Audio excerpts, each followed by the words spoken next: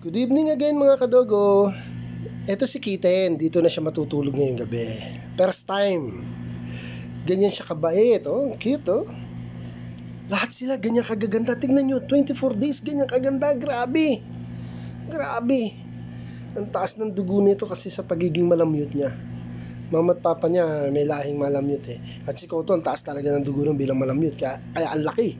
Kaya ang lalaki nila. Can you imagine 24 months? Ay 24 days, ganito na itsura. Ang gaganda pa ng balahibo. Wala talaga.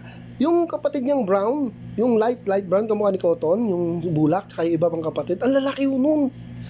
Kaya lang hindi ko na makuha dahil kakulay na naman ni Cotton pag kumuha ko. Kaya ito ang kinuha ko. Ito. Tapos may special pa ho dito. Actually, hindi lang siya. May ibang kapatid din siya kagaya niya. Yung mata niya po is party-eyed. Yung gilid po nito, blue eyes. Yun, blue eyes. Oh. Tapos yung gilid dito, is black. Yan. Dito, blue eyes. Yun. Yung gilid, blue eyes. To, mga kadog. Yun, oh. Party eye ho yung tawag dyan, party-eyed. By eye siya, magkaiba ang mata, kasi yung kabila, party-eyed.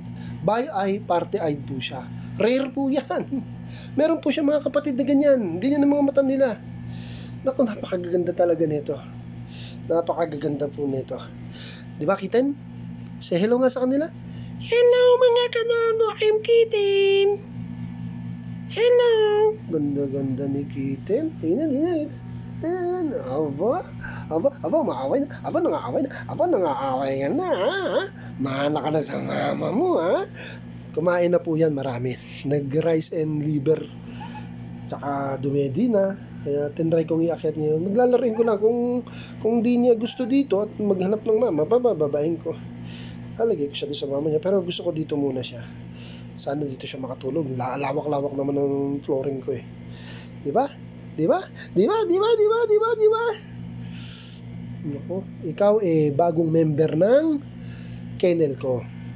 Diba?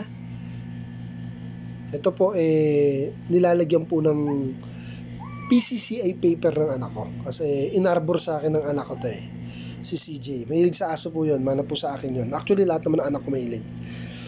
Alang ito talaga tong mga natira sa akin dito sa bahay mahilig talaga sa aso to. Kasi papa nila, nakikita nila ako aso naalagaan. Hilig talaga na awayin ako pag di ko rin binigay sa kanya ako pangalan ko dito Kitten, pero siya may sarili po siyang binigyan na pangalan.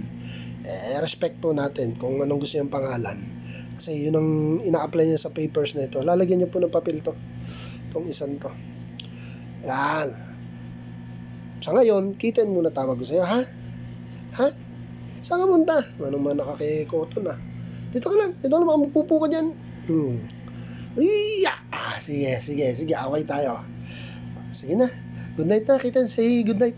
Good night, mga kadogo. Pakit. Nox, pakit. Sige na, good night na. Laro muna tayo. Good night. Thanks for watching, mga kadogo.